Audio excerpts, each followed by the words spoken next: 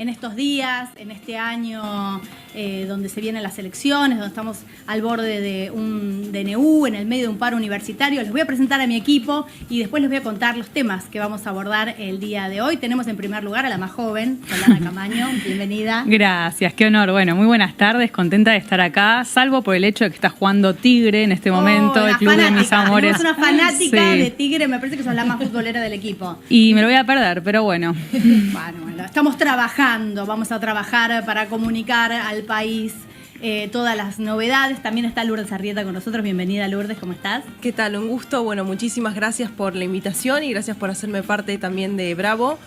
Para mí es un placer y espero poder aportar en lo poquito que pueda ayudar y colaborar con ustedes y con todos los televidentes. Gracias. Nunca es poquito el debate, Lourdes. Jimena Fuertes también, hincha aguerrida. Sí, de River, así que un beso a toda la familia Gallina, pero bueno, al margen de eso, muchísimas gracias por la bienvenida, muy contenta de estar acá con compañeras mujeres, que poco se ve eso en la tele, ¿no? Y profesionales, todas profesionales, quiero decirle, no ponemos los títulos abajo porque no entran. No entran. Todas. Micaela Camien, bienvenida. Bueno, muchísimas gracias, también muy contenta de estar formando parte de este panel. Necesitamos voces de mujeres entendiendo y pensando hoy la Argentina que está en llamas. Así que eso es lo que vamos a intentar acá, Las Bravas TV.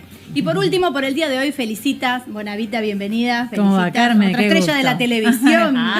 Qué gusto, qué alegría encontrarte de nuevo, además, sí. Carmen, qué lindo. Sí. Qué alegría este canal, este nuevo canal, estas nuevas voces y este espacio con tantas compañeras valiosas. Y qué momento para empezar, ¿no? Qué momento del país, cuántos desafíos. Esta va a ser una semana realmente muy picante, no solo lo que va a pasar el miércoles, que creo que es a lo que vamos a estar atentas todas, y vamos a tratar de pensar un poco qué es lo que esperamos para este miércoles, para esta nueva movilización de jubilados, sino por algunos temas que tienen que ver con el día de hoy. Tenemos el paro universitario, seguimos siguiendo de cerca la situación de Bahía Blanca, la reaparición de Sergio Massa.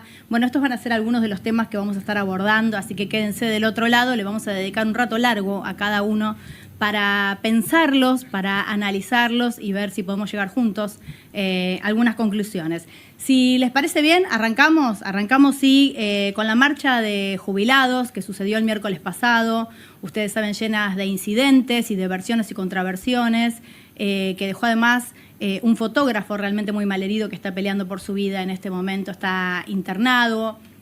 Hubo buenas noticias dentro de todo en las últimas horas y en los últimos días, pero sigue siendo una situación realmente muy complicada. Si les parece, vemos un informe y arrancamos con este primer tema.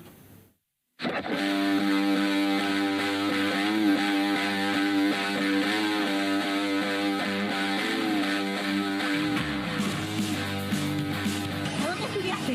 No lo tengo que decir. La UBA estudiaste. En la universidad pública estudiaste, boludo. ¡Sin vergüenza, hijos de...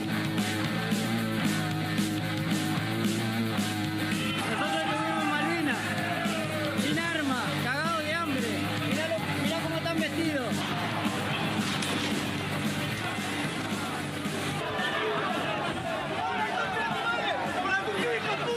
¿Por qué voy a estar acá? Porque no quiero ser un cagón que le pega a los jubilados y que esté en contra de los jubilados. Por sus abuelos, para defender a todos sus abuelos. Soy baja. Vine por eso, loco, porque si no venimos todos, nos vamos a terminar todos, nos van a cagar a palo a todos. Con lo viejo no, loco.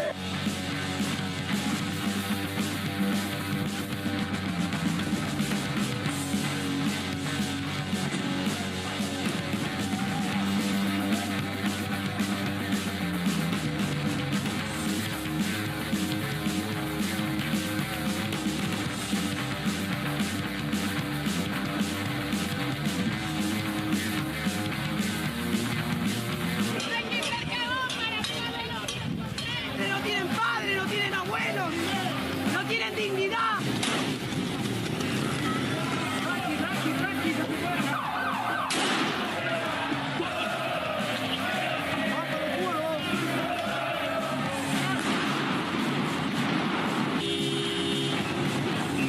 Nos gobierna un gobierno antipatria. Si no salen otros dirigentes, que salgan a hinchar acá.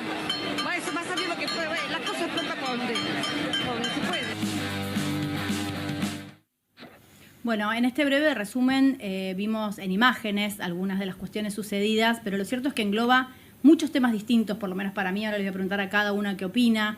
Tiene que ver con el reclamo genuino de los jubilados, tiene que ver con el uso de la violencia por parte del Estado, tiene que ver con si hubo o no hubo barras, si hubo o no hubo provocaciones. Me parece que engloba diferentes temas. Quiero saber con cuál de ellos se quedó cada una. ¿Arrancamos por Solana?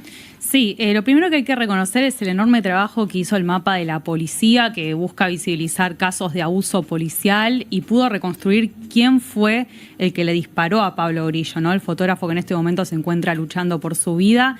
Fue el cabo Primero Guerrero, se pudo saber gracias a la enorme cantidad de material audiovisual y material fotográfico que envió la ciudadanía y el periodismo, y esto logró desmentir los dichos de Patricia Bullrich, que afirmaba que el disparo se realizó según los parámetros del protocolo, cuando en realidad fue un disparo de forma horizontal, Lo ¿no? sigue desmintiendo. Al día de hoy, digo, las versiones y los dichos de Patricia Bullrich han sido en todos los medios. Ella sigue afirmando que estas pericias, estas reconstrucciones que vimos todos nosotros en la televisión y en redes sociales no son oficiales y no muestran la realidad. Afirma tener otro tipo de imágenes, no las ha aportado por el momento. Sí, me parece que ese es uno de los puntos centrales, por lo menos de los que a mí más me llamó la atención, que es la cuestión de los dos relatos. Hay como... Estamos frente a dos historias. Está la historia, digamos, que sigue contando el gobierno y Patricia Bullrich con frases como: el gendarme tiró como tenía que tirar. Yo miré todos los videos y todos los gendarmes tiraron donde tenían que tirar. Yo todavía no tengo el parte médico. O sea, pone en duda, realmente a esta altura es una cuestión casi como cínica, bueno, pero ¿no? ahí es otro tema, por eso me parece que estamos en una que tiene que ver con la reconstrucción y si hubo o no hubo abusos por parte de la policía. La otra que tiene que ver con la cobertura y con lo que le llega a la sociedad. ¿Qué opina y qué vio la gente que está del otro lado? Si realmente se va a quedar con un relato o el otro. Son igual de contundentes, me parece a esta altura. No han encontrado un punto en común. Me parece que lo mismo pasa con la participación o no de barras. Si eran hinchas, eran manifestantes, eran barras, eran jubilados patoteros. Me parece que la versión oficial sigue sosteniendo la participación de barras a pesar de que no ha podido aportar pruebas. Yo no sé si son igual de contundentes los discursos, lo que hay es una disparidad de fuerzas, por eso decía, aplaudo que aparezcan señales como esta justamente, ¿no? Porque si uno va a los hechos concretos, a los datos concretos, me parece que hay una narrativa que es más contundente que la otra y que tiene que ver con lo que efectivamente sucedió. Digo, todas vimos el video de la reconstrucción y está muy claro cómo le dispararon directamente a Pablo Grillo. Pero no alcanza. Cómo se utilizaron... A ver, pero por eso te digo, yo te entiendo lo que vos decís. Ahora, el video no alcanzó.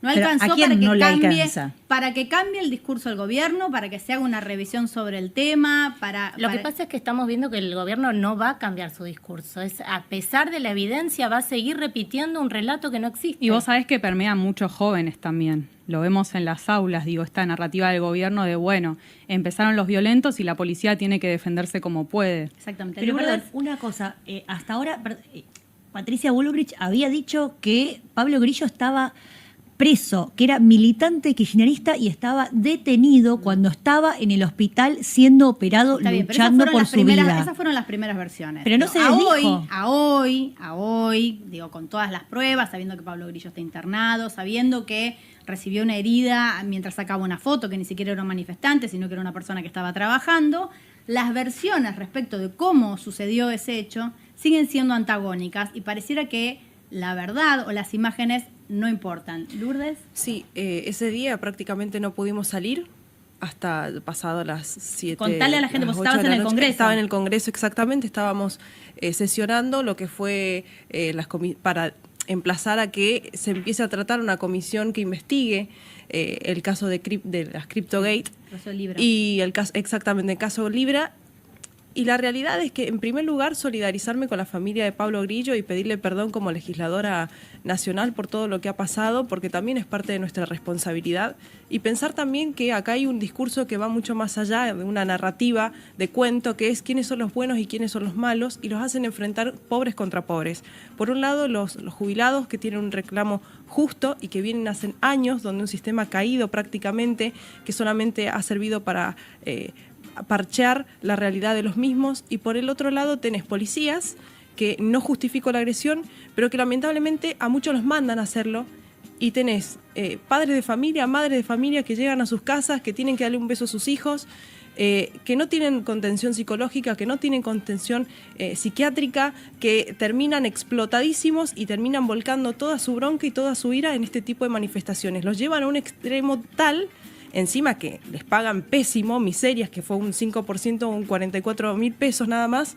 Entonces les pagan miserias para que se enfrenten con los mismos hermanos. Entonces, ¿quién gana con todo esto? Me parece interesante lo que marcás, pero igual no están en igualdad de posiciones, ¿no? Digo, fue un operativo desproporcionado, la ministra tiene una responsabilidad política clara. Yo pensaba en el ex secretario de Seguridad de la Rúa, digo, que recibió una condena a 4 años de prisión por su responsabilidad en la represión del 2001. Digo, me parece que la ministra no debería estar tan tranquila y debería asumir su responsabilidad política. Si está tan tranquila. Yo quiero ver no se la veía tranquila hoy, es verdad. Porque, digo, el relato, uno puede decir, es contundente, está acá, pero me parece que esto lo hemos visto a grandes rasgos, muchas veces en esta historia. Ajuste, deuda externa, Fondo Monetario Internacional, hambre, jubilados y la pretensión de privatizar el sistema jubilatorio que termina siempre con represión. Y esto se cae. Hay una realidad que, en definitiva, me parece, le ocurre a todos y le ha ocurrido a los últimos gobiernos, que es billetera mata relato. Así que, o heladera mata relato, como quieras decirlo. Sí, o datos matan relato, el trabajo Sí. de los colegas profesionales Entonces, que lograron la reconstrucción de los hechos. No, Ahora, no vos está decís- todo dicho hasta la urna, me parece. Yo la sigo y lo entiendo y lo vi. Ahora, la sociedad en general, el tipo que está agobiado, como bien dice acá Lourdes, que trabaja todo el día, que vio un poquito de imágenes las que enganchó por Instagram o a través de redes sociales o un pedacito, ¿realmente se convenció de qué fue lo que sucedió? ¿Realmente vio esto? Acá hay un problema, y yo vuelvo con el tema de los relatos, es que si los medios hegemónicos siguen transmitiendo y refuerzan esta idea de poner en duda lo evidente, es muy difícil. La gente recibe esa información no solo a través de las redes sociales, sino a través de los medios hegemónicos de comunicación. ¿Cómo hacemos? Me parece que acá está el punto y por eso necesitamos espacios como este, que hay tan pocos. ¿Cómo hacemos para llegar a esa gente que está recibiendo esa información y le parece que es un hecho verídico? Y con respecto a las redes, las burbujas algorítmicas y el Claro, sesgo de claro. confirmación, Ese es ¿no? el problema. Eso es lo que hace más complejo todo, porque cada uno ve los Lo que contenidos quiere que ver. refuerzan las propias Claro, creencias. exactamente. Claro. El sistema te ofrece algo que refuerce efectivamente lo que vos ya estabas pensando y tiene la capacidad de detectar si te quedaste un segundo más o un segundo menos viendo algún tipo de video, y esto es algo que es difícil de detectar porque uno no lo tiene presente todo el tiempo cuando está pasando el tiempo en redes sociales. Ahora, la pregunta hacia el futuro y la pregunta en relación a una protesta que es genuina, que tiene que ver con los jubilados, es: ¿le sumó, le restó a la protesta, le sumó o le restó al gobierno?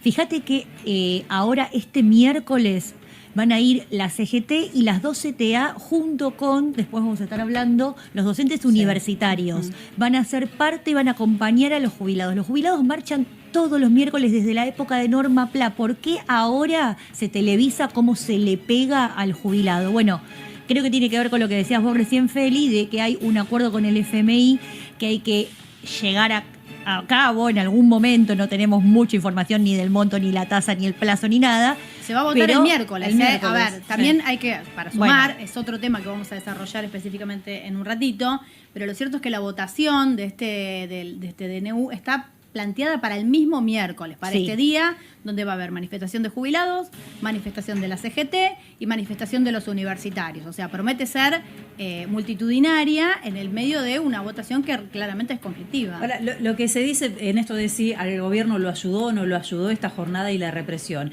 Puertas adentro hubo recriminaciones por el accionar policial y lo que es más allá de la arremetida que dicen vamos a estar nuevamente, vamos a estar en la calle, vamos a aplicar el protocolo, etcétera. Lo que pretenden es no volver a reiterar estas imágenes de efectivos policiales tumbando a jubiladas que me parece que dañan al gobierno. Pero para si nada Milei dijo que iba a acelerar. Milei dijo que iba a acelerar, pero Milei viene de viajar a escondidas a Bahía Blanca para que no lo encuentren los vecinos. O sea, me parece que la lectura puertas adentro de la Casa Rosada o del oficialismo en este momento es otra. Es un gobierno que no puede recuperar la agenda que le venía manejando con muchísima claridad.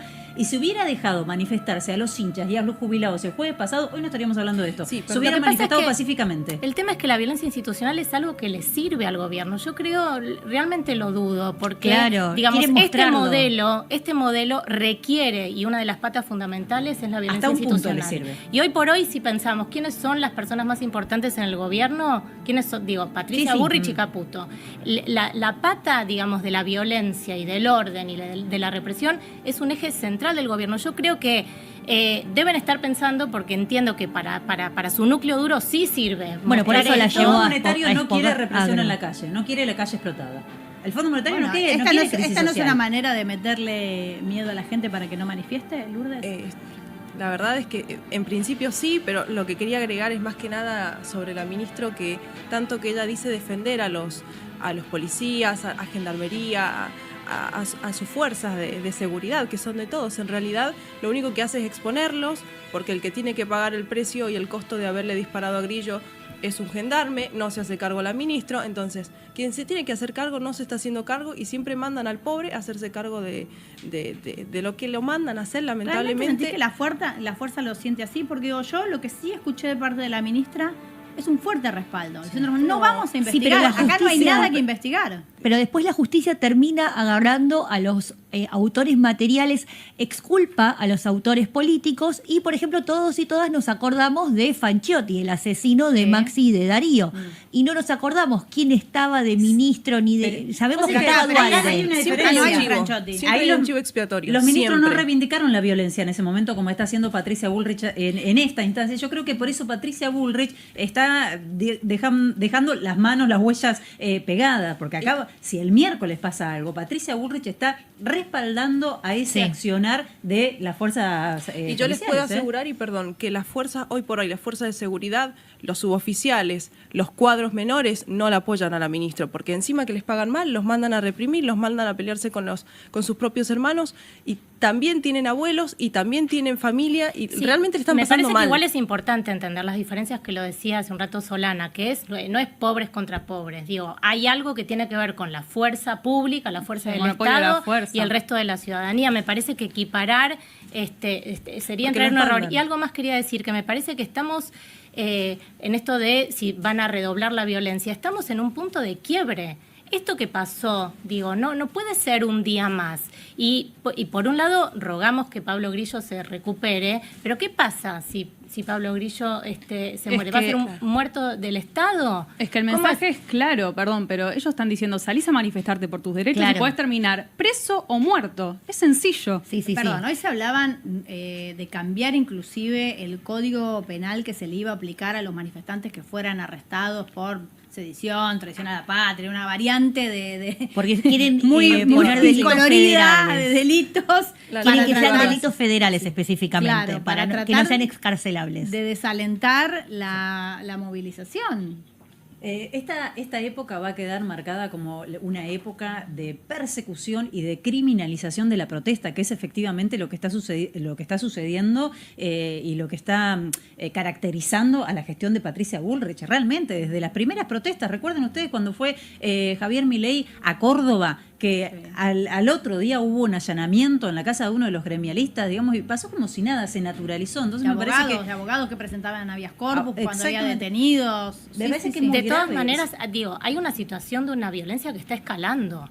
Sí, Sí. sí, sí. Está escalando, y cuánto se va a naturalizar y se va a seguir reproduciendo esta situación. Ahora, de, mucho bueno, se habla de que esto también le ha permitido al gobierno volver a controlar la agenda. Si bien entiendo que acá opinan mayoritariamente que esto no le suma, pero sí es una demostración de poder. Digo, después de la nota fallida con Viale, en la que interrumpe el ministro para frenarla, después del escándalo Libra, después del escándalo de las valijas, después de un número de inflación que no acompaña, o por lo menos no es el esperado, porque si metemos la carne o sacamos la carne, pero lo cierto es que el número de inflación este mes no fue el que esperaban, no siguió bajando, digo, es superior al anterior. ha perdido el control de la agenda, por lo menos en las últimas semanas. Me parece que desde Davos es más o menos lo que opinan todos hasta acá. Y esta sería una manera de volver a decir, nosotros controlamos la calle, tenemos el monopolio de la violencia y no vamos a tener miedo de usarlo. Hay un agotamiento del discurso político y hay un agotamiento del programa económico de Javier Milei, que depende ahora íntegramente del Fondo Monetario Internacional, de cuánta plata le va a mandar. Y si uno presta atención a las columnas, incluso internacionales, están poniendo en duda que le alcance con los 12.000 o hasta con 15.000, que sería raro que efectivamente lleguen a la República Argentina. Veamos las presiones sobre el dólar en estos últimos días, veamos cómo se están retirando los tenedores de diferentes instrumentos, y si leemos la letra, que sé que después vamos a ir por ahí, del proyecto, del DNU más que proyecto, que avanza justamente en este nuevo acuerdo con el Fondo Monetario Internacional, bueno, habla de la situación económica acuciante que atraviesa la Argentina en este momento. Sí, bueno, esa fue una de las cosas que se debatió sobre todo en redes sociales, ¿no? Nos dicen por un lado que estamos muy bien, pero cuando van a pedir un préstamo tienen que contar que estamos muy mal para pedir plata. Pero bueno, tratemos de pensar qué creen ustedes que interpretó la sociedad, no nosotras, no los periodistas, no los que vieron todos los videos. Digo, si realmente creen que esto va a despertar un compromiso más serio con los jubilados. Mi opinión personal es que estas marchas eran invisibles hasta este momento. Había habido este mismo nivel de crueldad y de violencia en miércoles anteriores. Y a pesar de que es terrible lo que sucedió, efectivamente le aportó visibilidad a un problema que me parece que es innegable, que es que nadie puede vivir con 320.000 pesos, no hay manera, muchísimo menos un jubilado, una canasta de medicamentos que se fue achicando y que va entorpeciendo su funcionamiento. Ya para la semana que viene hay que hacer un trámite obligatorio para acceder a una parte de los medicamentos. Digo, ustedes saben, digo, somos gente relativamente joven, lo que nos cuesta hacer un trámite a través de internet, manejar más o menos un home banking. Imagínense para la gente grande que no tiene el apoyo de alguien que lo ayude a realizar ese trámite. Ahí me parece que se abren como dos líneas paralelas. Por un lado, mucha gente que tiene ganas de movilizarse más y que va a ir este miércoles, pero por el otro lado también mucho miedo a marchar, ¿no? Sí, me parece que es eso, y es un poco transmitir esto de no hay que quedarse en silencio. Me parece que justamente yo pensaba en una metáfora de Rita Segato, que en realidad analiza otro tipo de cuestiones, pero es esto de cuando el poderoso siente que pierde poder, digamos, lo duplica, lo multiplica para restaurarlo. Hay algo de eso que es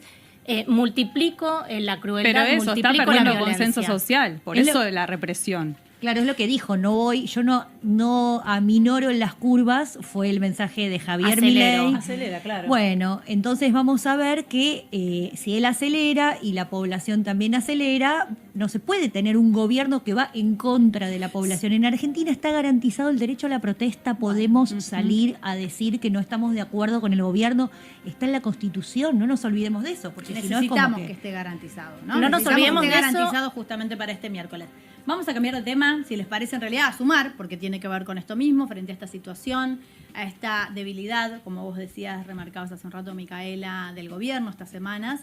Reapareció Sergio Massa, hizo algunos comentarios, algunas declaraciones, habló, se refirió a la represión de la marcha de los jubilados y también habló de la necesidad de una nueva unidad, un nuevo pacto. Lo escuchamos, lo vemos. Terminemos con el derrotismo que convive con muchos de nuestros dirigentes. Lo primero que tenemos que saber es que el primer triunfo importante se lo va a regalar Leandro Santoro en la ciudad de Buenos Aires dentro de 2 meses a toda la Argentina, que vamos a volver a ganar la provincia de Buenos Aires y que vamos a terminar en octubre con más diputados de los que tenemos hoy en nuestro bloque. Terminen con el derrotismo.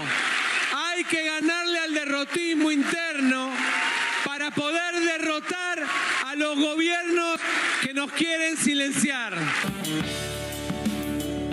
Bueno, esto es una parte de lo que decía Sergio Massa, que entiendo su reaparición tiene que ver con esto, con haber visto una oportunidad, ¿no es cierto? Estaba programado, ¿no? Sí. La cuestión es que se le reclamaba al ex candidato presidencial que gobernó el Frente de Todos hasta diciembre de 2023.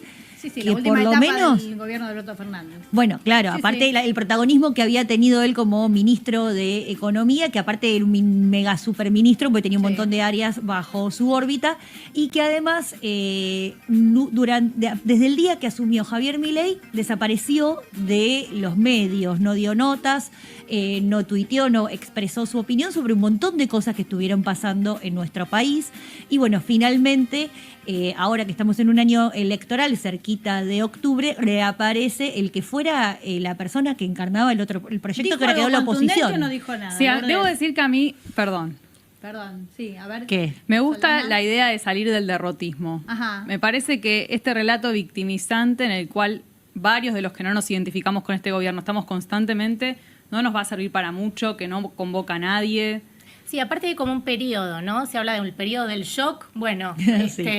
y ya es momento de salir del derrotismo. Dijo una frase que también me pareció muy interesante en su discurso, que es, vayan a llorar al campito, o sea, vamos, es momento, y coincido que más allá de que estaba programado, y varias veces estábamos como esperando que apareciera, eligió un momento clave. Lo que pasa es que me parece que el campo popular, el peronismo, tiene que empezar a plantearse en serio cuál puede ser, primero, un programa, obviamente, electoral de frente a las elecciones. Digo, no es una pavada, más allá de que a muchos le puede parecer una nimiedad ponerse a discutir cómo ir a las próximas elecciones. Fíjate si será una nimiedad que está por pasar por el Congreso, justamente, el acuerdo con el Fondo Monetario Internacional a través de un DNU, con que una de las cámaras lo acompañe, que cuentan con que diputados justamente lo acompañe. Bueno, listo, ya está, tiene el camino liberado. Quiero decir, se necesitan en el Congreso, bueno, quienes puedan pensar también en los laburantes, en los jubilados o en el futuro de la Argentina. Entonces me parece que ahí tiene un gran desafío el campo popular, sobre todo teniendo en cuenta que si Javier Milei hizo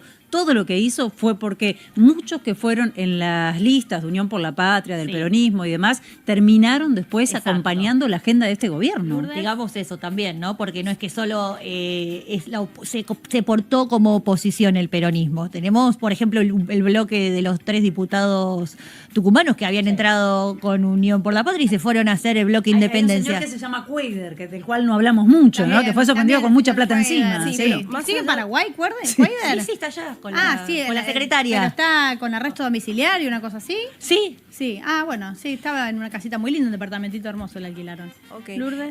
No sabía eso de Cuader. Ah, No, sí. más allá, yo creo que el peronismo se está reorganizando, lo he dicho en otras oportunidades, es posible que encabece un peronismo liberal. ¿Por qué? Porque vamos a tener un liberalismo para fácil 20 años, en los cuales la misma sociedad y el mismo siglo XXI tiene otras necesidades. Creo que el liberalismo se ha instalado en la sociedad argentina. Yo creo que lo que tienen que hacer es también empezar a encantar al interior, porque es verdad que la figura de Sergio Massa está pésimamente visto, sobre todo en Mendoza, por ejemplo, donde provengo, y si quieren realmente ganarle la pulseada al liberalismo de Milei o al libertarismo de Milei, van a tener que empezar también a manejar la agenda también dentro del Congreso y también en la agenda mediática. Pero, ¿por qué decís que el liberalismo llegó para quedarse? Y 20 años. Primero porque pasamos de un estado de bienestar en el mitad del siglo XX en el que realmente la sociedad sí exigía que el Estado esté presente y necesitaba que de alguna manera lo impulsara para proyectarse. Ahora hay un individualismo, hay un narcisismo, también hay un deseo de proyección personal en los cuales se adapta muy bien a este tipo de sistema económico y también social, en el que mientras que uno respete el derecho al otro y no se mete en la vida del otro y pueda progresar, creo que eso es movilidad social y no tiene nada que ver con el liberalismo. Pero aparte, la presencia del Estado, por lo menos en los modelos que conocimos, pero, por ejemplo, donde había ascenso social, era fundamental. Lo que es, por ejemplo, el interior están muy a favor de lo que es el achicamiento del Estado, básicamente. Entonces están hartos del estatismo. No, ahí realmente pasó algo importante con el achicamiento del Estado. Hubo 30 obras que se detuvieron, se detuvieron durante el gobierno de Milei. Hay que escucharla, Lourdes, porque todo lo que pensamos algo distinto, nos comimos la curva creyendo que todo el mundo creía que el Estado era fenomenal y que la jubilación era importante, que el aguinaldo estaba bien, que la investigación y el apoyo a la ciencia y las universidades nos parecían un derecho inalienable, y de repente pareció que no era tan importante este recorte. Escuchemos a ver qué tiene que decir Lourdes. Por un lado, sí, el Estado se tiene que hacer presente en cuanto a situaciones de vulnerabilidad, pero cuando ya hay un exceso de Estado en el que no te deja progresar, en el que te conformás con lo que te dan y nada más, y tampoco te impulsan a poder desarrollarte, ahí sí hay un exceso de Estado. Bueno, pero ahí es donde Cristina dice, construyamos nueva estatalidad. ¿Por qué no pensar en un nuevo Estado más eficiente? En tal caso, un exceso de Estado es lo que hizo Patricia Bullrich en la Eso sí es un exceso de Estado. Sí, que tenemos que pensar cuáles fueron las características del último gobierno de Alberto Fernández, que no me parece que fue un gobierno, digamos, que justamente esté a la altura de lo que le reclamaba ese electorado, ese laburante que había perdido mucho con Mauricio Macri y que después no vio colmadas sus expectativas, lo mismo con los jubilados, con el poder adquisitivo que fue cayendo. Yo quiero me hago decir. una pregunta. ¿No es el triunfo, en todo caso, de la frase con la nuestra? Bueno, sí. Porque digo, lo que yo escucho en lo que dice Lourdes es el tipo que labura, que también requiere del Estado, porque requiere de hospitales, requiere rutas, requiere transporte público. Sí, requiere que el semáforo ande. Bueno, un montón de cosas. Tiene finalmente la sensación de que con su trabajo se está manteniendo alguna situación que no corresponde. No importa si es corrupción, si es un vago, si es un necesitado, digo, da igual. Hay algo del discurso con la nuestra que, por lo que yo entiendo, lo que explica Lourdes, ha pregnado en la sociedad. Sí, pero a mí me interesaría discutir una cuestión. El peronismo en particular, el cristinismo, tiene muchos rasgos liberales. La ley de matrimonio igualitario es una ley liberal de derecho de proyecto de vida. La ley de género, de identidad de género, es una ley liberal. Bueno, pero no pensemos que el peronismo es puro corporativismo. El peronismo tiene mucho de, por ejemplo, el voto femenino. Más liberal que darle un derecho político. ¿Cuál es la demanda de la sociedad y qué entiende la sociedad por esa demanda? Porque si no, lo que tenemos es una discusión de nicho. ¿Entendés? Es como si, bueno, yo creo que el liberalismo es esto y le doy una definición académica, si querés, que podemos tener cualquiera de nosotras en un punto, pero no es lo que está recibiendo la sociedad. Pero bueno, la sociedad en realidad una de las cosas que estaba reclamando era que cesara la inflación. Exacto. Digo. Ese era el gran reclamo y que entendemos, y por muchos estudios, que lo que tiene que ver con la inflación también es traumático. Digo, una inflación como la que teníamos, el tema es, ¿alcanza con esta inflación que por otro lado tampoco está pudiendo controlar? Sí, porque, por ejemplo, los impuestos están altísimos, porque vos tenés que pagar el impuesto de las ganancias a los gobernadores para que sigan subsistiendo y sigan haciendo alguna que otra obra pública, porque desde Nación no le financian una sola, o le dan a algunos que son aliados y a otros no, y después empiezan a transar en el Congreso para que le aprueben las leyes, por ejemplo. Bienes personales lo bajaron, ese impuesto que pagan los más ricos lo bajaron, y el IVA que pagamos todos cada vez que vamos a comprar al almacén del barrio sigue siendo el 21%. Entonces, los impuestos están altísimos para nosotros que somos laburantes hormiguitas, para los de arriba no están altísimos. Yo vuelvo que ya pasamos por acá, esto de la gente quiere liberalismo, individualismo, 20 años más, ya pasamos por acá. Me parece que vivimos los 90, ¿qué más individualismo pero que los 90? Pero fíjate que no quedó. Un quiebre en el año 2003, que me parece que fue un quiebre muy importante con la llegada de Néstor Kirchner, que la mayoría no esperaba lo que finalmente sucedió, que fue una recuperación del empleo, una recuperación en la calidad de vida, sí, la presencia del Estado y la vuelta de la discusión política. ¿Qué quiero decir con esto? Que no, lo que está sucediendo ahora, a mí la verdad no me trae la certeza de que la gente quiere esto y lo quiere 20 años más. Yo veo mucho malestar y me parece que esto es una situación que se puede modificar de un momento a otro. Yo no veo en Bahía Blanca gente pidiendo más individualismo y menos Estado. Pero sin embargo ganó en Bahía Blanca. Sin embargo los números, digo, cuando vino la tragedia, a ver, yo de ninguna manera podría juzgar la desesperación de alguien que atraviesa la tragedia de lo que le sucedió a Bahía Blanca, ¿no es cierto? Ahora, las urnas dicen otra cosa. Las urnas dijeron otra cosa. A ver, no hay dudas de que... Pero puede cambiar eso, es dinámico. Sí, bueno, porque aparte una cosa es decir algo y otra cosa es vivir a mi ley. No es lo mismo decirlo que vivirlo. Y no hay dudas de que el suelo social se está moviendo hacia una subjetividad más neoliberal, individualista, ¿no? Pero bueno, creo que también es contracíclico, que es contradictorio. En América Latina tenemos gobiernos populares que están retomando el poder, que no es tajante. Pero bueno, la pregunta, volviendo a lo de Sergio Massa, es qué relato, qué propuesta política va a tener la oposición, ¿no?, para hablar con este nuevo sujeto que tal vez sí descree bastante del Estado, que tiene nuevos reclamos, que piensa más en sí mismo. Muchas veces no les dio respuesta. El Estado, cuando vos vas a una salita o vas a un hospital en distintas provincias del país y ves que no hay insumos, que los laburantes están sobrepasados. Sí, o que tenés que ir a las 4 de la mañana para pedir un turno, por más que te lo den, o sea, finalmente tu tiempo. Pero ahora, ¿cómo está esa situación? ¿Está mejor? No, claro.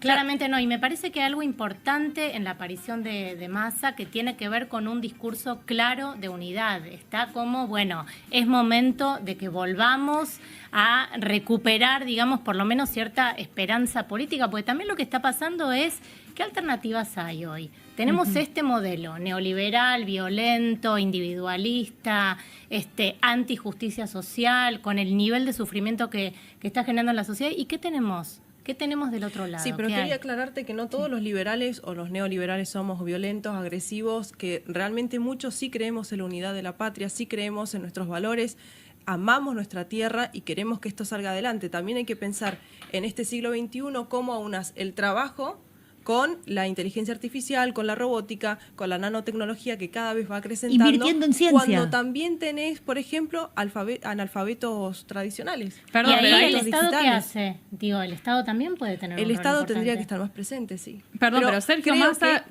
dijo algo en torno a eso, de que hay que capacitar en los barrios populares de la militancia, en lo que es el nuevo mundo del trabajo, robótica, inteligencia artificial.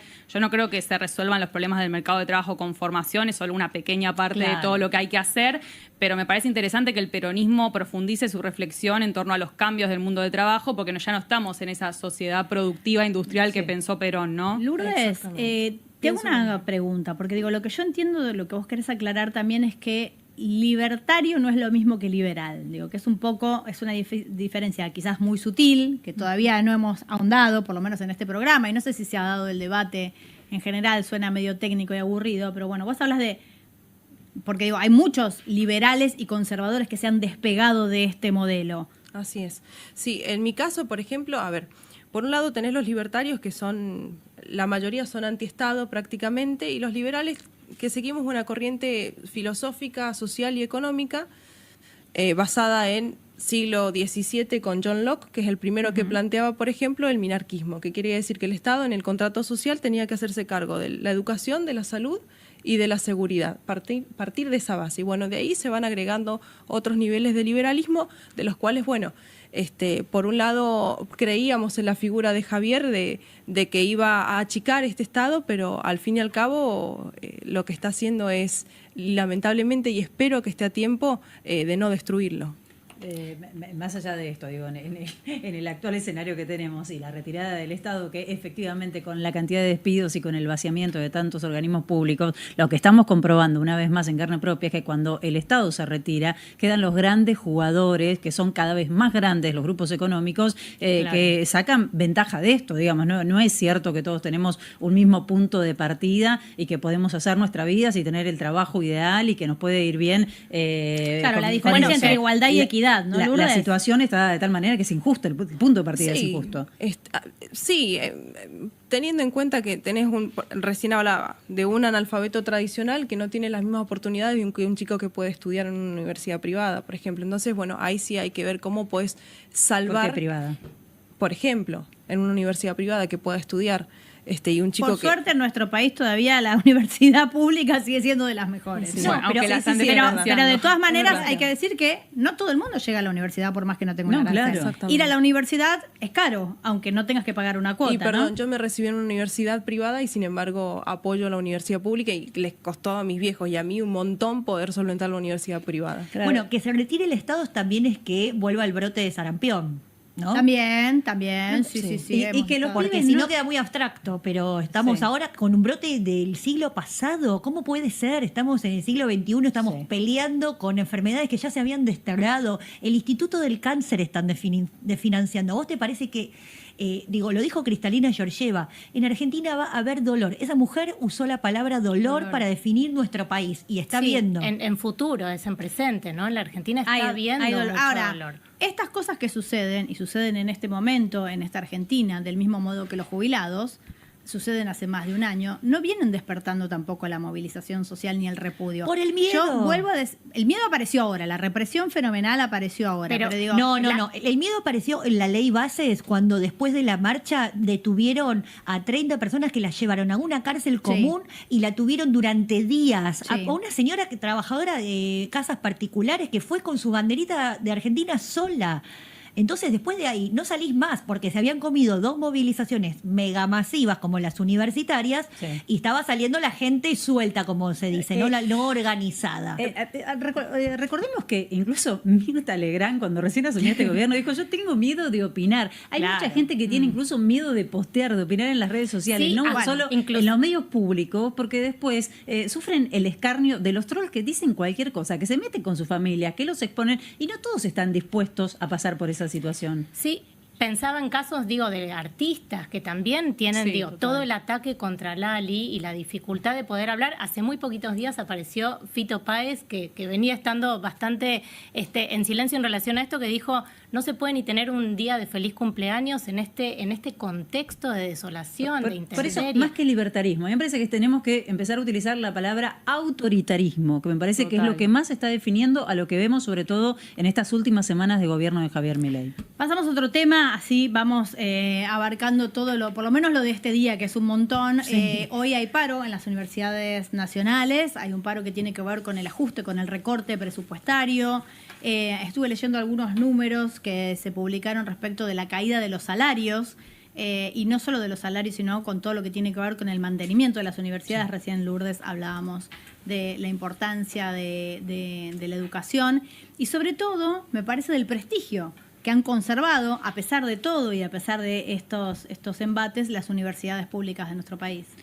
Sí, el sistema universitario viene sufriendo un desfinanciamiento y una caída presupuestaria del 26,2% para este año con respecto a 2024. Y si hablamos de salarios docentes, registran una pérdida del 25% con respecto a noviembre de 2023. De nuevo, dato mata relato. Sí, y dato con la fuente SINDEC y la Oficina Nacional de Presupuesto. Son datos oficiales. Ahora, yo entiendo que esta cuestión se intentó combatir con el concepto de que las universidades estaban llenas de extranjeros, que están llenas de gente que puede pagar, para tratar de entender cómo se llega a esta medida sin que la sociedad de alguna manera lo refleje en la calle. Hubo una marcha universitaria, yo la recuerdo, fue multitudinaria. Dos. En paz, sin ningún incidente hasta donde yo recuerdo. Sí, esa marcha no la reprimieron. Pero de hecho no se tradujo en ninguna medida de recomposición salarial. Recordemos que lo que argumentó el gobierno a la hora de atacar los presupuestos universitarios fue la falta de auditorías, ¿no? Sí. Se subieron a eso como sucedió con otros organismos públicos a la hora de recortar los presupuestos. Y lo cual, la verdad que es otra mentira. Hablábamos recién de la narrativa, porque el 95% del presupuesto de las universidades lo están destinando a la masa salarial. Claro. Y esa información la tiene el gobierno nacional. Así que no hay tanto misterio en los números de las universidades. Perdón, pasa que también vos vas a la universidad pública, y ves los ascensores que no andan, tenés que subir por las escaleras, una persona discapacitada que quiere subir. ¿A qué universidad? Depende. Por ejemplo, pasa que a veces también, los baños están destruidos, suele pasar. Yo creo que también hay que pensar, y fue parte del discurso en los que también voté en contra del veto al financiamiento universitario, fue justamente pensar en que ese dinero que realmente vaya a los estudiantes, que realmente vayan a los profesores, a los docentes, porque también quedan en pocos, en un rector o un segundo de un rector que hace algún negocio. Pero hay una auditoría, no consta, no sé, a ver, yo te entiendo lo que vos decís, pero no consta en ningún lado que haya habido desviamiento de fondos en las universidades públicas. Esto que vos decís, que lo que no se puso en los baños se puso en otro lado. No se está poniendo en los baños ni en los salarios, no está el dinero, no en todo alcanza. caso tiene que haber alguna denuncia judicial que conduzca esa inquietud, porque una de las cosas que también está pasando en las universidades, que como yo soy docente universitaria en la Universidad de San Martín, Y ahí lo que pasa, y ya lo veo en un montón de otros lados también, es que los docentes se van porque no pueden mantener a su familia con ese salario. Entonces se empiezan a cerrar los claustros, hay cada vez menos comisiones. Entonces eso es una forma de desalentar la participación en las universidades públicas y bueno, terminás yendo, haciendo un esfuerzo, trabajando 1000 horas por día para pagarte una universidad privada a la noche y la pública queda ahí en veremos, porque recordemos que este gobierno es el segundo año que no presenta presupuesto. Estamos viviendo, o sea, nos están gestionando con la plata de hace 2 años atrás, como si alcanzara la plata de años como atrás. estrategia concreta. Y yo pensaba que más allá de estos datos que dan cuenta del 25% menos a nivel real, de los salarios reales, no se ataca a cualquier sector, y acá vuelvo al tema de la batalla cultural, que es, esto es un ataque específico a la educación pública, es lo mismo que tiene que ver con la cultura, lo que tiene que ver con los trabajadores de la salud, con las trabajadoras y los trabajadores del Estado, es un ataque concreto, no es a cualquier sector. Yo coincido con lo que dice Lourdes, de que es verdad que me pasa en donde yo egresé en sociales, hasta hace muy poquito, que ahora hay una gran gestión, no andaba el ascensor, tenías que subir 6 pisos por escalera, los baños había siempre agua en el piso y vos decías, ojalá que sea solo agua. Bueno, eso pasaba y sigue pasando, pero justamente lo que reclamamos es que haya obra pública para las universidades. No es solo el presupuesto universitario, es también un proyecto de país. Pensar en poner universidades en distintos puntos del país para que los chicos y chicas no se tengan que ir de su ciudad y sufran un destierro. Eso es lo que hizo, por ejemplo, el kirchnerismo, llenando el conurbano de universidades. Pero además, si hablamos de proyecto de país, el de financiamiento universitario se contradice con el propio proyecto liberal. No sé qué pensás, Lourdes. Claro. Pero no hay nada más meritorio, que requiera más esfuerzo que hacer una carrera universitaria, más allá de los distintos factores familiares, económicos, sociales que puedan condicionar ese recorrido.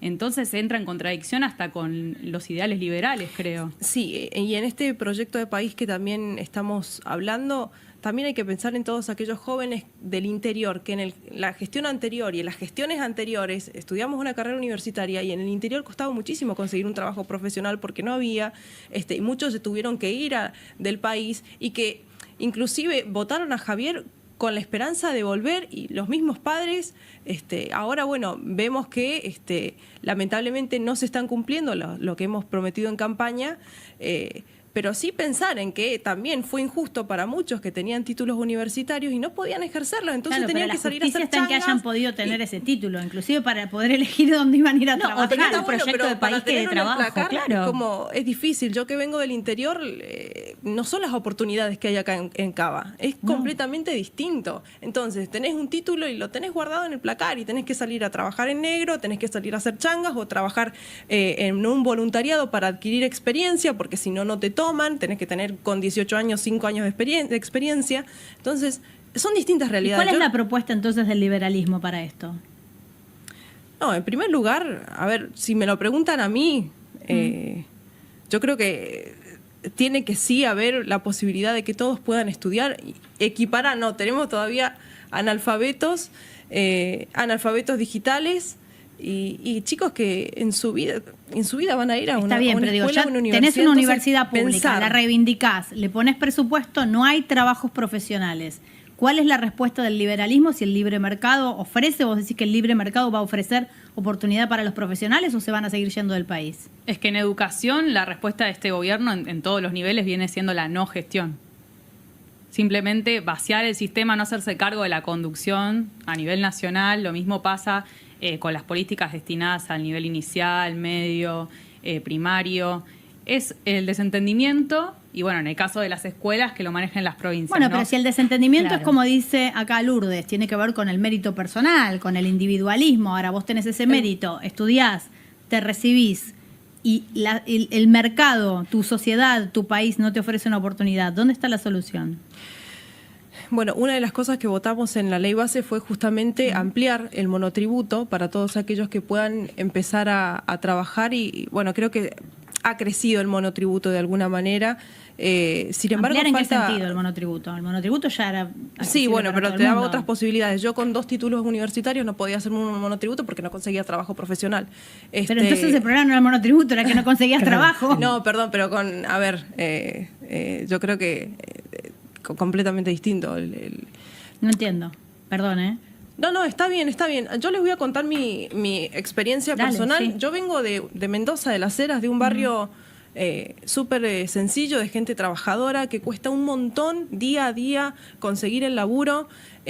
Acá hay otras posibilidades, acá se consigue de mesero, de mozo, de lo que sea. Allá no se consiguen todas las posibilidades, es muy difícil conseguir trabajo.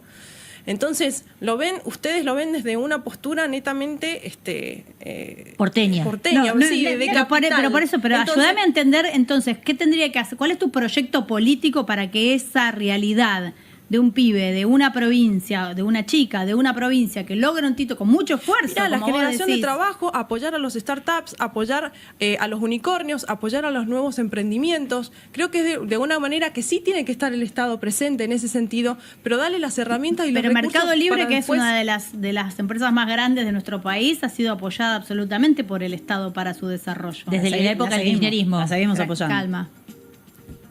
Está bien, y hay que seguir apoyándolos, es así. No, ahora ya no, ahora es un grandote que se la lleva toda. Ya no pero por eso te estoy diciendo que dale los recursos, claro. Ahora cada uno en México, incluso en vez de invertir en Argentina. Yo quiero desarmar un poquito. Perdón, como mujer del interior también, ya que estamos en eso, quiero desarmar un poquito. Se sigue diciendo el interior. Esa idea. No, me gusta, me parece horrible, pero bueno, siguiendo las palabras. Eso de idealizar de que venís a Buenos Aires y es la panacea. No es así, o sea, porque los trabajos que habitualmente se consiguen cuando encontrás un cartelito que dice buscamos joven, son 300, 400 mil pesos, y alquilar en Buenos Aires es muy difícil, sobre todo para quienes venimos de otras provincias, que nos piden garantía en Buenos Aires, que nos piden una determinada cantidad de ingresos, que te piden recibo de sueldo. Entonces no es tan fácil, me voy a Buenos Aires y hay un montón de oportunidades. Eso no está sucediendo, hoy menos que nunca, no, de hecho ni me acá pasa ni en las provincias. No, de hecho me pasa y estoy alquilando una habitación de hotel. Y vos porque sos diputada. Exactamente. ¿Con tu sueldo de diputada no te da para un departamento? A ver, no me dan las garantías. Como vengo del interior, no tengo nadie que me dé las garantías. A ver, igual, de nuevo, una cosa es rever el vínculo entre sistema universitario y mundo laboral, que es una política que se pueden dar las universidades, pero para eso necesitan presupuestos, si no, no podemos rever esa articulación. Y otra cosa, el de financiamiento del sistema científico-tecnológico también es de financiamiento de oportunidades de trabajo, que es otra de las caras del de financiamiento universitario. Digo, no nos quedemos solo con la formación. ¿Quiénes fueron los investigadores que advirtieron que podía pasar lo que ocurrió en Bahía Blanca? Investigadores del CONICET. Sí. Exacto, porque aparte estamos hablando de todo el sistema de ciencia y tecnología en Argentina, que tiene mucho prestigio en el mundo, somos reconocidos, y que a mí me causa gracia cuando nos ponemos a hablar de inteligencia artificial y de como que esa forma de fetichizar la tecnología, que la tecnología va a resolver todo. Bueno, entonces invirtamos en tecnología, desarrollémonos, mantengamos nuestros satélites, tengamos autonomía tecnológica y autonomía, incluso hasta climática. Generar energía suficiente para poder tener granjas de criptomonedas. Vino un señor que se llama Hayden Davis a recorrer la Patagonia para hacer inversiones hace un tiempo, y todos saben cómo terminó la historia, ¿no? Iba medio por ahí, Mica.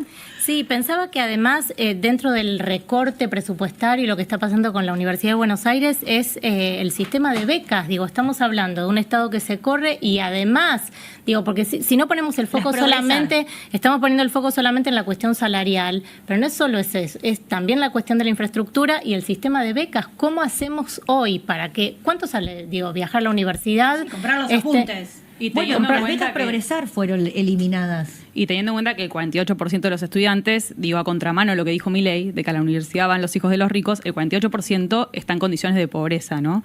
Entonces, con más razón. Y son primera generación. Sí, me parece que son diferentes maneras de encarar esta cuestión. A mí me preocupa muchísimo algo que se habló aquí, que tiene que ver con mantener la excelencia de las universidades nacionales. Digo, así como vos hablabas, Lourdes, hace un rato de la fuga de talentos, de la fuga de jóvenes que tienen sus títulos universitarios, en la medida que nuestra universidad esté compuesta por la buena voluntad de docentes que quieren seguir aportando a quien le aportó, que es su universidad, y no por salarios decentes, bueno, esto lamentablemente... Es un trabajo y te tienen que pagar como tal, más allá de la gratitud que uno sienta por la universidad pública. Y también dejar de lado esto del amiguismo, porque la meritocracia que tanto nosotros defendemos tampoco se aplica, y tampoco se aplica en este gobierno, y tampoco se aplicó en los anteriores, y no se aplica en ningún sistema, porque te cae bien el amigo de, o porque la otra chica es más bonita que vos. Entonces, la meritocracia al fin y al cabo, y por eso también es una de las cuestiones de las que muchos no consiguen trabajo, porque tampoco se los tiene en cuenta en sus talentos. Sí, yo también pensaba en una cuestión de dignidad, porque realmente el docente que va a la universidad pública con todo su compromiso, porque lo que van como resquebrajando es esto, como hay algo que tiene que ver con la dignidad humana, con la justicia, con lo que se hace día a día, digamos, con el compromiso con el propio trabajo, que esto también afecta, no es solamente el bolsillo, Claro. Hay algo que afecta también a ese nivel. Con respecto al bolsillo, un docente que es auxiliar de primera con una dedicación simple gana un salario de 268.000 pesos bruto, digo, por empezar a hablar. Claro, bajo la línea de la pobreza. No, pensaba mientras las escuchaba en la cuestión de las jerarquías, ¿no? Cómo las universidades nacionales, a pesar de todo esto que estamos contando, siguen estando y siguen apareciendo rankings mundiales en donde aparecen las universidades nacionales de Argentina entre las mejores, y cómo también a los docentes de las universidades nacionales, Jim, estás al lado mío, así que o chicas me pueden corregir, también te da jerarquía ser docente de una universidad nacional. Por suerte todavía sí. Todavía. ¿Vamos a una tanda? Dale, Sí, vamos ¿querés a ver. cerrar algo? No, sí, estaba recordando cómo pasó bastante desapercibido con tanto lío. Apareció la figura de Javier Milei promocionando una beca en una universidad privada de un amigo de también, Javier Milei. y Y hablando de jerarquía, cómo desjerarquiza eso también la figura del presidente, ¿no? Que venía de una criptoestafa y de repente aparece promocionando una beca en una universidad privada. Un curso le falta, un curso de respirar. Ahí nomás. Vamos a una tanda, ¿les parece? Y seguimos charlando.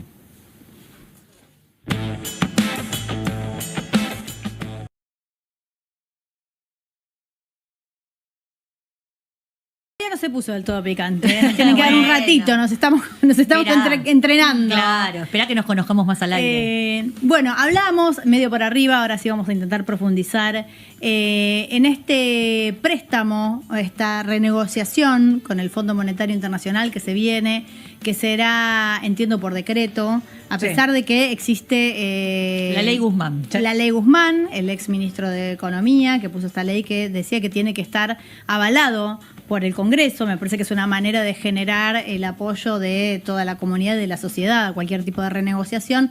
No va a ser este el caso.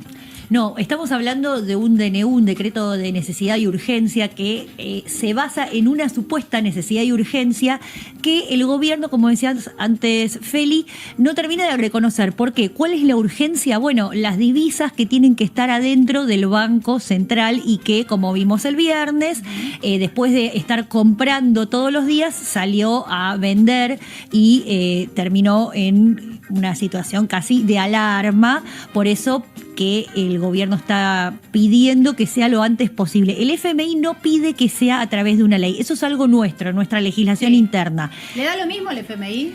Ellos quieren que haya ley, con decreto, con... Bueno, 2018, Macri no necesitó nada y nosotros nos enteramos a posteriori, nos enteramos después de que lo había hecho. O sea, pasó de largo. 2022. Claro. Exacto, Sí, para la ley de sostenimiento de deuda. Exacto. El Fondo Monetario siempre sugiere que cuando menos conflictividad social y más acompañamiento político exista, siempre lo remarca, incluso a la hora de renegociar. Exacto. Durante el gobierno de Alberto Fernández también lo hizo. Ahora, el tema es ¿qué tan dramática es la situación económica que atraviesa la Argentina? Si vos escuchás al oficialismo, estamos bárbaros, está fantástico. Ahí Ahora, tenemos, mira, tenemos si la plata. vos lees la letra del DNU, la verdad que no estamos tan bien. Ahora les voy a citar un fragmento.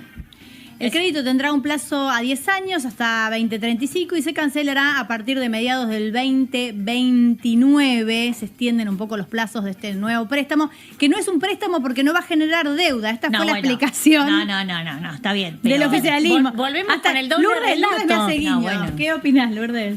No, sigue siendo endeudamiento.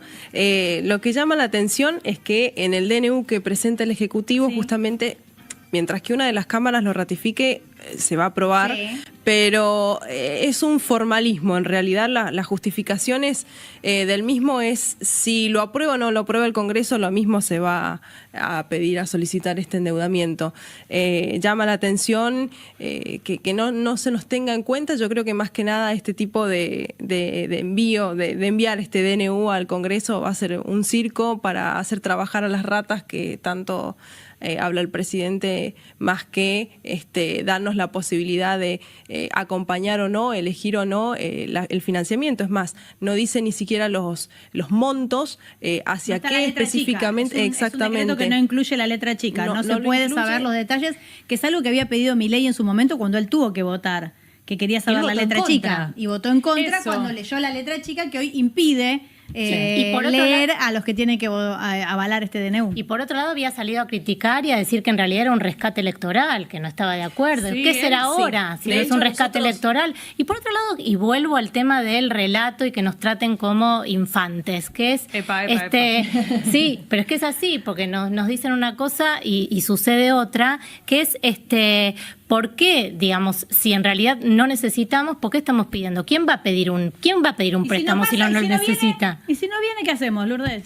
Bueno, en realidad nosotros en campaña hablamos de, no estuvimos en contra del FMI, que eran un demonio, que eran los zurdos empobrecedores, y que lo que buscábamos es achicar el Estado y que con ese ahorro podríamos de alguna manera acompañar, obvio, incrementar las reservas del banco, salir del déficit fiscal, y hasta el momento ni siquiera se nos ha dado una explicación de qué se ha hecho con ese dinero, cuánto es lo que se ha ahorrado en total, y de los cuales me parece que hay cosas que no nos están diciendo, no están siendo sinceros, inclusive con quienes lo estamos acompañando, con el mismo electorado, y la verdad es que falta también uno lo lee acá, se siente un poco menoscabado de todo el trabajo que ha hecho para llegar a donde está, y que aclaro que en Mendoza los diputados nacionales en las generales sacamos mucho más porcentajes que el propio presidente, porque la recaminamos a la calle, pero sin embargo cuando uno lee los argumentos, los fundamentos del DNU, es me acompañás, sos bueno, no me acompañás, sos malo, no te voy a decir específicamente qué tipo de herramientas voy a utilizar, solamente el endeudamiento. Obediencia. Te piden que bajes la cabeza y votes sin mirar, a ciegas. Exacto. Y Javier en su momento se opuso. Entonces, claro, es ilógico pensar, ¿no? En liberales, libertarios que quieren apoyar en esto de, si, como dice Lourdes, si quienes lo siguen sienten que no hay sinceridad, ¿qué le queda al resto de la sociedad? Lo que me parece que se vendió como un especialista en crecimiento con dinero y sin dinero, ¿no? Y terminó incluyendo al Toto Caputo, que los que tenemos un poquito de memoria, recordaremos lo que fue el gobierno de Mauricio Macri con el mismo Caputo, diciendo que solamente iban a pedirle dinero al Fondo Monetario Internacional, que no era una urgencia, que era solamente por tenerlo por alguna eventualidad. Ahora está diciendo lo mismo Caputo, entonces me parece y que Caputo te diga, esto no lo viste nunca, se parece a lo que ya viste, pero no es lo la viste. misma película. Bueno, lo que pasa es que hay una palabra prohibida para el gobierno, que la vamos a decir, que es devaluación, ¿no? Claro. ¿Por qué es prohibida? Porque, o sea, nadie quiere que se devalúe, porque que se devalúe quiere decir que se devalúan nuestros salarios. Todos nos empobrecemos. Exacto. Pero todos dan por hecho en este momento que va a haber una devaluación. Bueno, hay distintos sectores que lo están pidiendo, como por ejemplo el campo.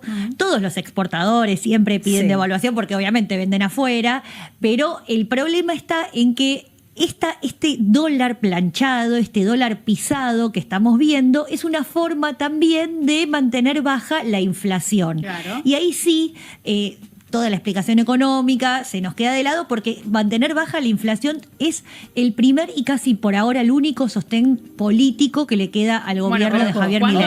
Y que no está pudiendo controlar. ¿Cuánto tiempo puede durar eso igual? O sea, ¿no va a conducir a un estallido? Bueno, una devaluación repentina. Es lo que decía Félix recién. Ya en nuestra edad yo ya vi 3 estallidos. Claro. Basta. O sea, solamente le quiero leer 2 o 3 circular esta palabras economía. del DNU. Dice que la gravedad de la situación descripta, o sea, está hablando de una situación que reviste de gravedad. No tenemos plata, no tenemos reservas. Y no la sabemos cómo necesidad mantener de el dólar. solucionar de manera inmediata la situación en la que se encuentra el activo de la autoridad monetaria del país, cancelar deuda con el fondo a los efectos de garantizar el orden público económico, es decir, no está garantizado sin la plata del Ni el fondo. orden público ni el económico. Que la exigencia imperiosa del dictado del presente decreto se desprende de la naturaleza de las medidas económicas involucradas que requieren de su de adopción inmediata para evitar el impacto que de otro modo... Es decir, está describiendo una situación dice de Lourdes. mucha urgencia y de mucha gravedad que a la hora de hablar ni Caputo ni el presidente exteriorizan en una conferencia de prensa o en sus redes sociales, ¿no? Bueno, mañana se va a convocar por fin, se va a convocar a la bicameral permanente de trámite legislativo, ahí se va a tratar respecto al DNU a las 16 horas en el Senado. El tema es que en diputados también se va a estar tratando la creación de la comisión investigadora por el caso cripto. Pero a esa las 10 de misma la hora. mañana lo del FMI, ¿verdad? A las 10 de la mañana. El miércoles. Esto es el martes. Claro, en comisión el martes, el miércoles Claro, el recinto. Exactamente. El dictamen, está bien. Exactamente. Y el día miércoles a las 10 de la mañana tendríamos sesión y a las 12 estaría comenzando la marcha. Yo quiero recordar lo que fue la última vez que se discutió un acuerdo con el Fondo Monetario Internacional en el Congreso. Fue el día del ataque al despacho de la entonces vicepresidenta Cristina, que se denunció que hubo una suerte de zona liberada en el lugar. Quiero decir, siempre hablar de acuerdos con el Fondo Monetario Internacional y de ajuste en nuestro país, lamentablemente, viene con represión y con conflicto social. Bueno, porque tenemos experiencia, los que tenemos memoria, tenemos experiencia de lo que trae los acuerdos con el Fondo Monetario Internacional. Deuda, control y ajuste. Eso Digo, no. que estamos viendo ahí en la placa, de Sí. que nosotros somos tenemos el porcentaje de 28,3%. Exacto, de toda la cartera de deudores del Fondo Monetario. También nos hace pensar de que el fondo en algún punto no quiere que Argentina vuelva a estallar. ¿Por qué? Porque ellos también tienen lío político, para ser educada el primer día, adentro del Fondo Monetario. Recordemos que Christine Lagarde salió eyectada. Está bien, es gente que vive de la burocracia de los organismos, terminó muy bien ubicada, pero después de darle casi 55.000 millones de dólares a un país que tiene una cuota de 0, piquito. O sea, Estados Unidos tiene el 16% de la cuota dentro del fondo. Nosotros tenemos menos de 0. Y a nosotros nos dieron semejante préstamo. Bueno, es un préstamo político. ¿Por qué? Por eso Milei va a Estados Unidos, le lleva la motosierra a Elon Musk, se saluda con Trump. Trump es muy probable que le haga pulgar para arriba con Milei y diga, sí, a Argentina la apoyamos porque tiene un alineamiento político, sobre todo geopolítico. Déjame decirla. Dígala.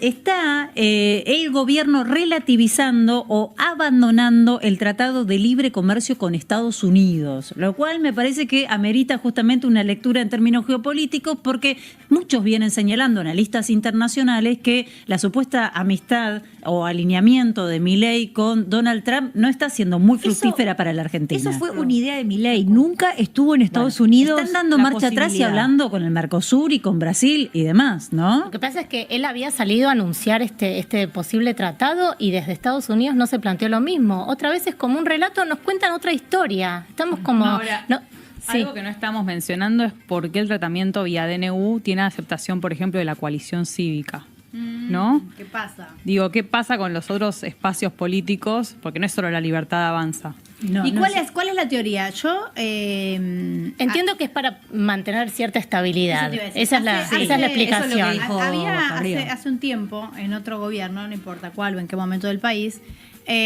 alguien de la CGT decía, le pegamos con esta y lo sostenemos con esta, ¿no? Claro. Es como, un poco lo alineamos, pero lo cuidamos para que no se desmorone el gobierno, ¿no?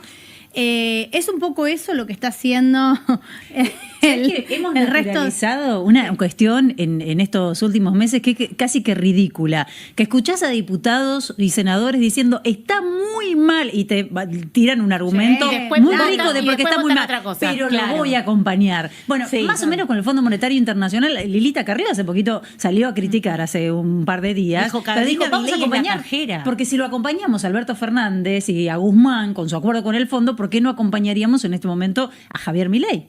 Bueno, por ahí porque no nos hizo leer la letra chica, ¿no? Sería un argumento hermoso. Bueno, porque el tema es acompañar, aunque no haya lectura ni condiciones, no se sabe cuál es el arreglo, pero hay que acompañar. No es lo que opina Lourdes, pasa que el DNU es claro, no te van a decir específicamente, solamente lo acompañás y nada más, y que esa competencia es netamente del presidente, saber específicamente qué herramientas va a utilizar para endeudarse. Y entonces, en este sentido, ¿para qué se hace pasar por las cámaras? Igual van a tener que todos acompañar. Penal en este momento el presidente por el DNU, porque se supone que están obligados justamente por esta ley que recién mencionábamos a pasarlo por el Congreso. El gobierno se ataja y dice, yo lo estoy pasando por el Congreso, pero lo hace a través de un DNU, y el DNU solamente requiere la aprobación de una de las cámaras para no perder, ya está vigente.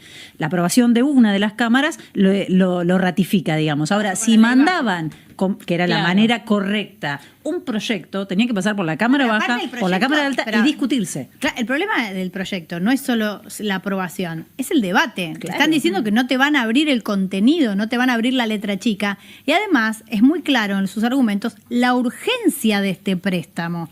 No hay tiempo de debatir. Y al mismo tiempo es la contradicción permanente, porque se habla de urgencia, se habla de gravedad, pero en teoría está todo muy bien. La macroeconomía está funcionando bien. Pero fíjense que esta urgencia también va por la necesidad de llegar a octubre con una economía dentro de todo estable. En el interior está como esa cierta esperanza de decir, bueno, espero un poquito más, un poquito. Acá en Buenos Aires explota todo en Cava, pero lo que es el interior están esperando un poquito más. Si la economía reapunta, le va bien y logran aprobar este endeudamiento, y es probable que también gane las elecciones en octubre. Pero ¿por qué repuntaría una economía si todos los dólares que están ingresando al Banco Central, digo, el blanqueo, el pateo para adelante del pago de las importaciones, que son esos famosos papelitos del BOPREAL, ¿por qué va a repuntar si en realidad lo que se está haciendo, y de hecho el mismo gobierno lo admite cuando le dice al campo, bueno, hagan carry trade? ¿Qué es carry trade? Es venir a hacer valorización financiera dentro del país, a hacer la guita acá adentro. Timba, me encanta, sintetiza. Y después la sacás. ¿Por qué va a repuntar si no es guita que viene a la inversión productiva? Porque ¿sabés qué pasa? El problema es qué pasa con la gente que vota. Cuando vos hablas de carry trade, cuando vos hablas de la reserva del Banco Central, vos tiras números que son inimaginables para el 70% de la población. ¿Cuánto lugar ocupa esa guita? ¿Dónde está? La gente dice, ¿tengo inflación? No tengo inflación. ¿Puedo ir al supermercado? No puedo ir al supermercado. ¿Tengo laburo? No tengo laburo. Finalmente bueno, porque es eso. Nos estamos dirimiendo. Bueno, porque me parece, a ver, también creo que nosotros tenemos como objetivo, como programa, tratar de meterle un poco de contenido y de profundizar las cuestiones, pero tiene que ver con esto. Cuando uno está tan empobrecido y tan aferrado al día a día, las capacidades de reflexionar o de pensar más allá se achican un montón. Bueno, es que justamente si ahora lo que está aumentando es el desempleo o el empleo de mala calidad, o trabajás 12, 14 horas y así todo no te alcanza, vos te das cuenta de que esa plata que puede llegar a venir no está puesta en inversiones productivas, fábricas adentro de nuestro país. Al contrario. Productiva. Al contrario. ¿Qué dice que vas a pagar más barato? Porque va a venir la plata, porque van a abrir las importaciones, entonces vos te vas a comprar zapatillas chinas, va a venir Gap y no sé, iPhone y no sé qué corno, y vos vas a poder tener productos muchísimo más baratos. 15 meses consecutivos de caída en el consumo, chicas. 15 meses consecutivos de caída en el consumo. Supermercados sin comercio. Paritarias pisadas, un 1% les habilitan de incremento salarial. Entonces, la verdad que parece bastante difícil pensar en que en algunos meses puede repuntar, y con la inflación en este momento subiendo, trepando, con precios de alimentos, energía, etcétera, ¿no? Sí, también es para pensar un poco en quienes lo acompañan, en esto que decía recién Lourdes, que es, bueno, seguir apostando, seguir aguantando. Ya aguantamos todo esto, hay que seguir soportando. El tema es también cómo le explicamos a todo ese segmento de la población que qué es lo que está haciendo el gobierno, qué significa volver a endeudarnos y ser el 30%, digamos, el país que más le debe al FMI. ¿Qué significa para las próximas generaciones? ¿Hasta cuándo? Porque nosotros somos recreativos con las metáforas. Empezamos con la luz al final del túnel, que el segundo semestre, los brotes verdes, todas esas metáforas ya se las gastó Macri. Ya se las gastó, no se pueden volver a usar. Lo que pasa es que me parece que el núcleo que votó a Milei, que votó este modelo, sí quería un cambio. O sea, dijo, ahora quiero algo distinto. Y realmente sabía que estaba cometiendo alguna situación de riesgo, porque no era votar a cualquiera. Milei contaba un montón de todo lo que está haciendo. Me gusta lo que decís. En la campaña. Pensemos en eso. Digo, ¿cuánto tardás en asumir que perdiste? En dejar de perder. En desilusionarte. Yo me acuerdo hace muchos años, no importa quién, una nota, un empresario que decía que su mayor aprendizaje en las empresas es aprender a dejar de perder. A veces cuando vos perdiste, te aferrás y seguís perdiendo porque crees que en algún momento vas a repuntar. Entonces el mejor aprendizaje para una empresa es dejar de perder. Es decir, perdí hasta acá, esto no va, tomo otro rumbo, hago otra cosa o la cierro, ¿no? ¿Cuánto tardamos las personas, los ciudadanos argentinos, que venimos absolutamente cascoteados y desilusionados desde ya hace muchísimos años, como decía, con el fin de la movilidad social, con salarios que no alcanzan, en soltar esta última esperanza, en dejar de perder, en abandonar esta ilusión? Porque lo que te queda es la ilusión de que es un distinto, de que las cosas van a ser diferentes. Pero al votante, ¿no? Que pedía que se planche la inflación y un dólar barato, ¿no le cierra esta parte del modelo? Porque en ese sentido sí dio respuesta al gobierno de Javier Milei. ¿Alcanza? Volvemos a la misma pregunta. ¿Alcanza con que la inflación esté planchada, que igual está sostenida? Bueno, está bien, pero teníamos una inflación. Hay muchos cuestionamientos. Pero la inflación era desquiciante. En Argentina era insoportable tener que pensar cada vez que ibas a comprar algo que lo que habías comprado la semana pasada ya sabías que no iba a salir lo mismo, o el comerciante que tenía que hablar con proveedores que nunca le podías dar un número certero. Es desquiciante la inflación. Y el peronismo fue inflacionario. Eso hay que reconocerlo. Digo, si no lo reconocen... Bueno, pero entonces tenemos una sociedad aferrada a una ilusión que tiene algunos visos de realidad, como decía Solana, que tiene que ver con la inflación, con un dólar planchado, con la promesa de importados, si querés, de alguna manera, ¿no? De entrar en este mundo de consumo que durante mucho tiempo nos fue vedado. Pero no empieza. Es más difícil de soltar. Primero empieza el consumo. No sé, no es que yo lo sé, no es que yo crea que va a suceder.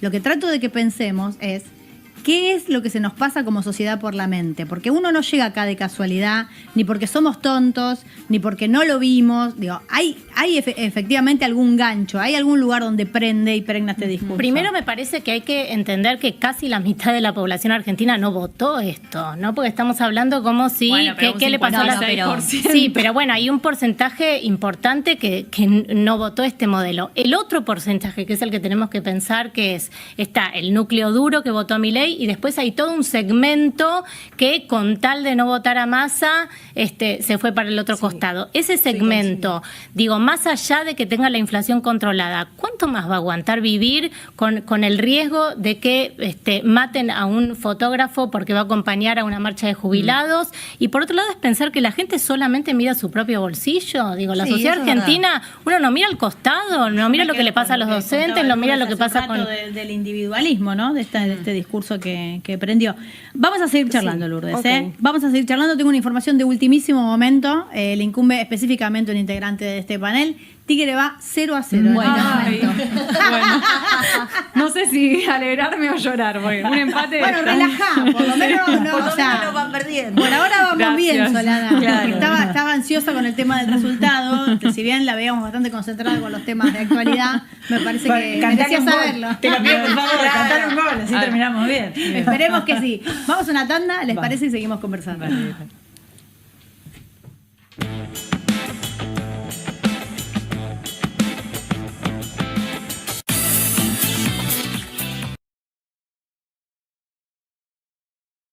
Estaba leyendo justamente una actuación del juez Cormi con respecto a lo que será el próximo miércoles. Después de lo que pasó con Pablo Grillo, se dieron presentaciones, amparos, básicamente en la justicia. Estamos hablando de una presentación de CELS que es en contra del protocolo de Patricia Bullrich. Digamos una vez más que lo que se señala es que este protocolo en las manifestaciones está reñido con la Constitución, es anticonstitucional, y justamente lo que se le pide aquí a las fuerzas fuerzas es que, respeten el derecho, a ver, voy a leer una frase, claro, a manifestarse, ¿no? Hablando justamente de lo que pasó a partir del caso de Pablo y de otros casos que se registraron durante el fin de semana. Se ordena al Ministerio de Seguridad que respete y garantice el derecho a la vida, integridad personal, salud, libertad de expresión de quienes participen de protestas, transiten por las zonas en donde se lleva a cabo una protesta o desempeñen su labor periodística para brindar cobertura de dichos eventos. Jimé, no sé si tenés algún dato más al respecto. No, lo mismo, digo, va a estar la justicia vigilando el accionar de las fuerzas de seguridad que van a estar monitoreando la manifestación. Monitoreando sin drones. Vieron que otra de las acciones prohibieron los drones. Porque dieron mucha información los drones. No, están prohibidos en los alrededores para el día de la marcha. De acá creo que hasta el mes de junio. Puede ser.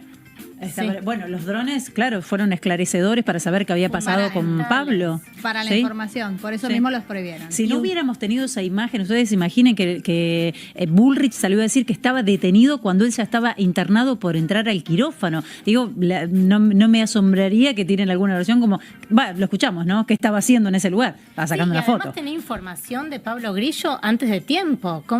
Hay un nivel ahí de inteligencia y de datos sobre las personas que participaron. Decir que más allá de quienes participen en la manifestación, si son militantes, si son kirchneristas, si son zurdos, nadie merece ser atacado violentamente, y las fuerzas de seguridad deberían estar preparadas, como bien dijo Patricia, para disparar de la manera que corresponde. Lamentablemente estos modelos de represión es algo que veníamos viendo, que apareció en Chile sobre todo, disparar balas de goma a los ojos y disparar granadas de gas, como si fueran proyectiles. Lamentablemente es una práctica que no corresponde y que debería ser investigada. Y también una cosita de último momento que acaba de salir. Cristina Fernández acaba de convocar para mañana a las 18:30 en el PJ, en calidad de presidenta del PJ, una reunión urgente para tratar el tema del DNU, que va a tener su tratamiento el miércoles en el Congreso. Bueno, vamos a desarrollar mañana, entonces seguramente va a ser de lo que estemos hablando mañana. Tenemos un último tema, no queremos pasar por alto la situación de Bahía Blanca. Ustedes saben que fue una tragedia enorme esta inundación, que hoy hubo alerta meteorológica, que se suspendieron los transportes públicos, que la población quedó aterrorizada realmente después de lo sucedido allí, que ha sido, por suerte, gratamente, la solidaridad de todo el pueblo, muy, muy importante, ¿no? El envío de alimentos, colchones, artículos de limpieza, porque ahora tocaba reconstruir, pero lo cierto es que hoy fue un día realmente muy, muy triste y muy complejo, ¿no? Porque después de una situación tan tremenda quedan secuelas. Claro, el alerta nuevamente genera miedo. Hay gente que todavía no recuperó y que le falta un montón para recuperar su hogar, para recuperar sus pertenencias. Lamentablemente todavía se está buscando a estas dos hermanitas, así que imaginemos en ese clima que se emita una alerta que llevó a suspender las clases y a suspender diferentes servicios, genera mucho pánico. No es menor el tema de la atención psicológica que muchos vecinos y vecinas en Bahía Blanca reclaman después de una tragedia de este tipo. Vamos a ver un informe, si les parece, y les contamos las novedades.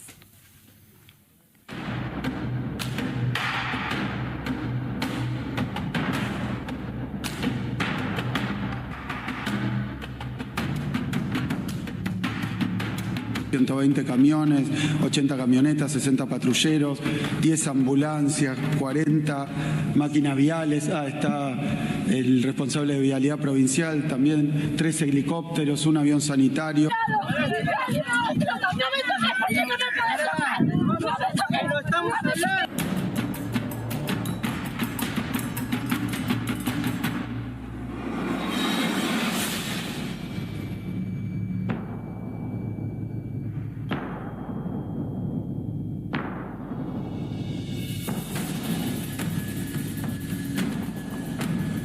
Suplemento único para la reconstrucción, y los beneficiarios son todos los damnificados por las inundaciones en Bahía Blanca.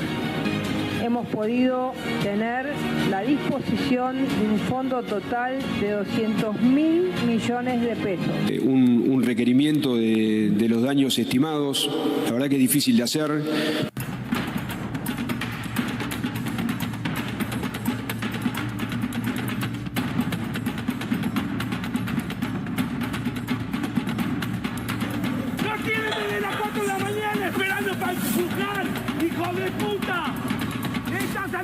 hinchas en vivo.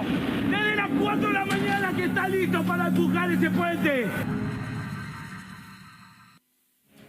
Bueno, veíamos las imágenes de la solidaridad y también la participación política, ¿no? Este aporte que primero fue un monto, después por suerte cambió el monto para que sea significativo para llevar ayuda. Lourdes me dijo que quería hacer un comentario.